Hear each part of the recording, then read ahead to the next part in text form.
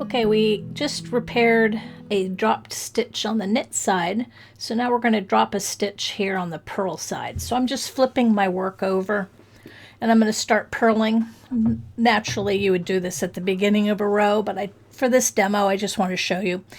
So I'm going to purl a couple of stitches, then we're going to drop a stitch off, and then we're going to keep on purling. And then you notice, oh no, I dropped a stitch. This doesn't look right. So the first thing we need to do is put our knitting down so we don't make it worse. We grab a safety pin or a paper clip or something, and we need to catch that stitch. It's hard to see it on the purl side, so sometimes it's easier to find it on the knit side. And as I turn this over, I can see that the stitch is just about to let go on the next row down. So it's a little hard for me to grab it with the safety pin or with a crochet hook. So I'm going to let the crochet hook drop that stitch down one more row. And then you can see that stitch really becomes a lot easier to grab once it's one more row down. So I go ahead and grab it with my crochet hook, pull on it, pull on a little bit, give it some slack, pinch it so that it doesn't continue to unravel, and now I can put my safety pin in. Once my safety pin's in, I know that that stitch is not going to continue to do damage and keep it unraveling. So now I have a minute. I can get the purl stitches back over to the left hand needle. So I'm going to unpurl a couple of stitches, and I'll put a link in the description below on how to unpurl. But you want to get back to the part, to the spot where that stitch dropped, and it's right there, and you'll see ladders. We'll have 3 ladders because that stitch dropped 3 rows. Each one of those ladders is a row. So now I need to get that stitch up 3 ladders.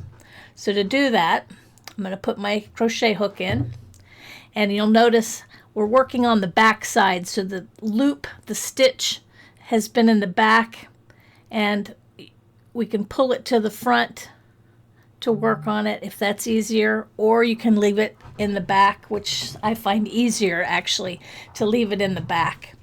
So two ladders came across, and I need all 3 ladders to be behind the stitch. So I'm pulling that last ladder over the stitch. I'm pinching it so that that stitch still is not going to get away. Then I can capture it again with my crochet hook.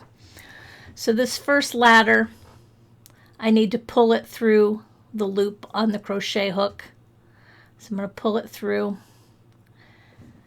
Now if I continue to pull through from the front side, it's going to look like stockinette stitch, which is not what I want. You see the little V's stacking up? Well, this is the purl side, so I need those V's to be bumps.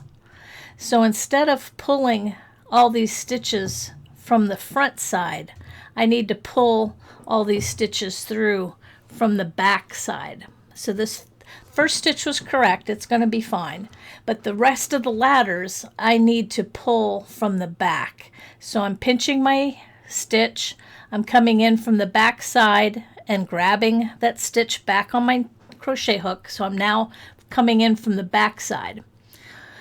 Now I need to pull those 2 rows through the stitch. So I grab the first row. It's a little tricky because the yarn kind of unravels a little bit. I got the first row. Now I'm pulling that second one through, and it's kind of being a pain. So what I do is I kind of wrap that stitch around my crochet hook, almost putting a twist in it so that I can pull it through, because I just can't grab it and pull it through without the yarn unraveling. So see, just as much as I try, I can't get that yarn to come through. So I wrap that crochet hook and make a tight loop around my crochet hook that I can pull through.